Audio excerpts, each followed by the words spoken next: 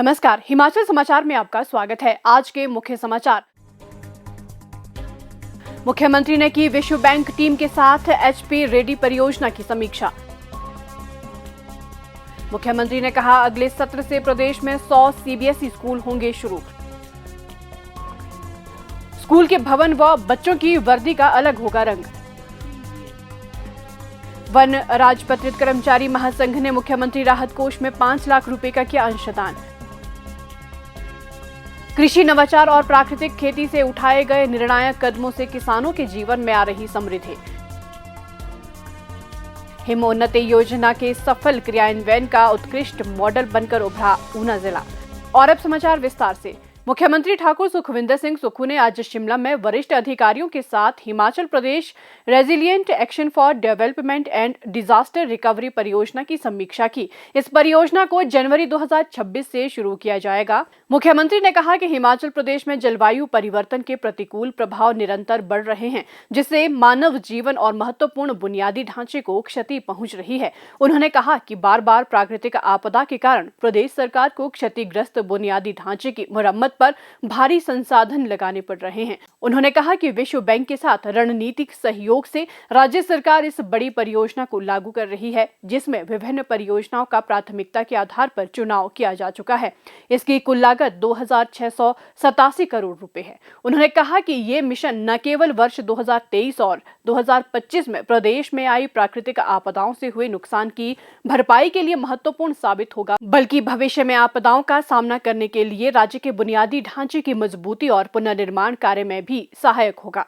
मुख्यमंत्री ने कहा कि एचपी रेड्डी परियोजना का उद्देश्य जलवायु संवेदनशील प्रारंभिक चेतावनी को सशक्त बनाना, आपदाग्रस्त सड़कों, पुलों और भवनों की मरम्मत करने के अलावा नालों का तटीकरण करना है। ये परियोजना सशक्त सार्वजनिक सेवाओं के विकास, ग्रीन पंचायतों के माध्यम से रोजगार के अवसर सृजित करने और जोखिम आधारित सामाजिक सुरक्षा व बीमा तंत्र को मजबूत करने पर भी ध्यान केंद्रित करेगी। मुख्यमंत्री ने किसानों और बागवानों की सुविधा के लिए बुनियादी ढांचे के निर्माण पर विशेष बल दिया, ताकि आपदा के दौरान उनकी आजीविका प्रभावित न हो। उन्होंने कहा कि इस परियोजना के अंतर्गत राज्य के 10 स्थानों पर सीए स्टोर बनाए जाएंगे, जिससे किसानों की उपज सुरक्षित रहेगी और आपदा के समय नुकसान से बचा जा सकेगा।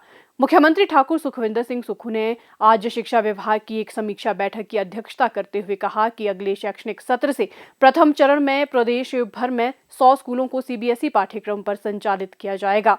उन्होंने शिक्षा विभाग को इस संबंध में सभी तैयारियां समय सीमा के भीतर पूरी करने के निर्देश दिए। उन्होंने कहा कि सीबीएसई पैटर्न आधारित स्कूलों का अलग रंग होगा और यहां पढ़ने वाले विद्यार्थियों की अलग रंग की वर्दी होगी। इन स्कूलों में स्मार्ट कक्षाओं के साथ साथ मेस का प्रबंध भी किया जाएगा और विद्यार्थियों को पौष्टिक भोजन प्रदान किया जाएगा। शिक्षा विभाग के अधिकारियों ने मुख्यमंत्री को अवगत करवाया कि प्रदेश में सीबीएसई के मापदंड पूरा करने वाले अब तक 86 स्कूलों की पहचान की जा चुकी है। मुख्यमंत्री ने अधिकारियों को शेष स्कूलों में सीबीएसई के मापदंड जल्द से जल्द पूरा करने के निर्देश दिए।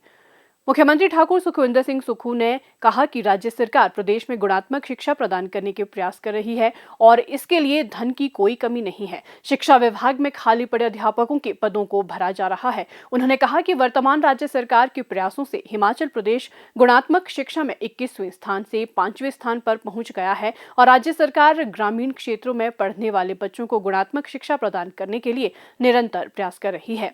मुख्यमंत्री ने Rajiv Gandhi day boarding school बनाने की समीक्षा भी की और अधिकारियों को इसमें तेजी लाने के निर्देश दिए। उन्होंने कहा कि इन स्कूलों में एक अच्छा कैंपस तैयार होना चाहिए, जहां खेलकूद गतिविधियों के लिए भी पर्याप्त जगह हो। मुख्यमंत्री ने कहा कि शिक्षा क्षेत्र में सुधार लाने में Rajiv Gandhi day boarding school मील का पत्थर सिद्ध होंगे। मुख्यमंत्री ने कहा कि हर जिला में स्टेट ऑफ आर्ट कॉलेज बनाने का भी प्रयास किया जा रहा है, जहां विद्यार्थियों को बेहतर शिक्षा के साथ साथ सभी प्रकार की गतिविधियां उपलब्ध होंगी, ताकि इनका सर्वांगीण विकास हो सके। हिमाचल प्रदेश वन राजपत्रित कर्मचारी महासंघ के एक प्रतिनिधि मंडल ने बुधवार को वन विभाग के वन बल प्रमुख डॉक्टर संजय सूद की अध्यक्षता में मुख्यमंत्री ठाकुर सुखविंदर सिंह सुक्खू से सचिवालय में भेंट की।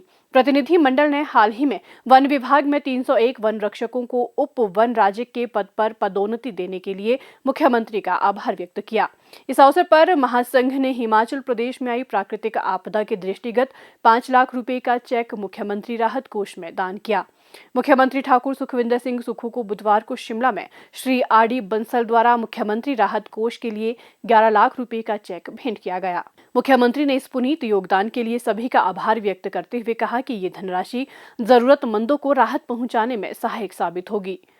हिमाचल सरकार कृषि और बागवानी क्षेत्र के समग्र विकास के लिए अनेक महत्वाकांक्षी योजनाओं पर कार्य कर रही है। मुख्यमंत्री ठाकुर सुखविंदर सिंह सुक्खू के नेतृत्व में राज्य सरकार पारंपरिक खेती को आधुनिक तकनीकों से जोड़ते हुए प्राकृतिक खेती और पर्यावरण संरक्षण की दिशा में ठोस कदम उठा रही है। इसी कड़ी में शुरू की गई हिम उन्नति योजना आज ग्रामीण अर्थव्यवस्था को नई दिशा देने वाली परिवर्तनकारी पहल साबित हो रही है और ऊना जिला इस योजना के क्रियान्वयन में अग्रणी जिला बनकर उभर रहा है। हिम उन्नति योजना के अंतर्गत ऊना जिले में 10 कृषि क्लस्टर स्वीकृत किए गए हैं। प्रत्येक क्लस्टर में 15-20 किसानों को जोड़ा गया है ताकि सभी किसान प्राकृतिक विधियों से खेती करने में सक्षम बने। इससे रासायनिक खादों पर निर्भरता घटेगी, उत्पादन लागत कम होगी और लाभ में वृद्धि होगी। जिले में हिम उन्नति योजना के लिए वर्ष 2025-26 में 33,50,000 रुपए का प्रावधान किया गया है। वर्ष 2023-24 में 100 किसान समूहों का गठन किया गया था, जबकि 2024-25 में 10 नए क्लस्टर बनाए गए हैं। किसानों को तकनीकी प्रशिक्षण, विपणन सहयोग और आधुनिक संसाधनों की उपलब्धता सुनिश्चित की जा रही है ताकि कृषि आधारित स्टार्टअप्स और स्वरोजगार के अवसर बढ़ सके। हिम उन्नति योजना राज्य सरकार की एक महत्वाकांक्षी पहल है, जिसके तहत 150 करोड़ रुपए का बजट निर्धारित किया गया है। इस योजना को चरणबद्ध ढंग से लागू किया जा रहा है ताकि इसका लाभ राज्य के प्रत्येक पात्र किसान तक पहुंच सके।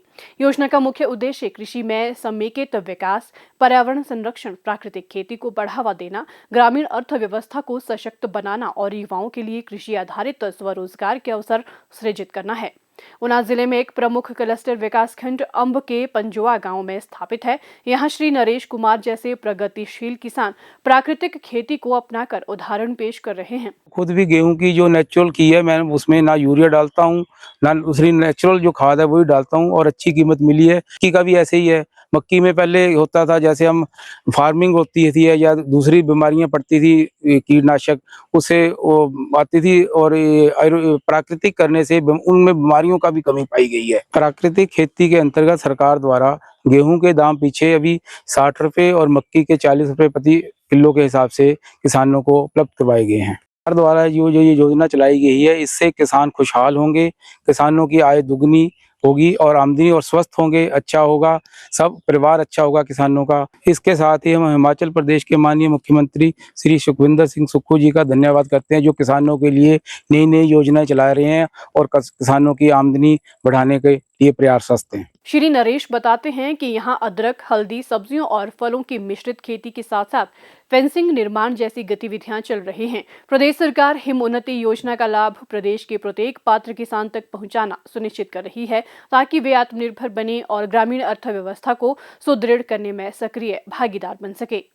हिमाचल समाचार देखने के लिए सब्सक्राइब करें यूट्यूब चैनल हिमाचल समाचार, लाइक करें Facebook page information and public relations department Himachal Pradesh और सीएमओ हिमाचल, फॉलो करें @DPRHP और सीएमओ हिमाचल, फॉलो करें इंस्टाग्राम @TIPR हिमाचल और सीएमओ हिमाचल, विजिट करें वेबसाइट www.himachalpr.gov.in। इस अंक में इतना ही। कल फिर होगी मुलाकात, दीजिए इजाजत, नमस्कार।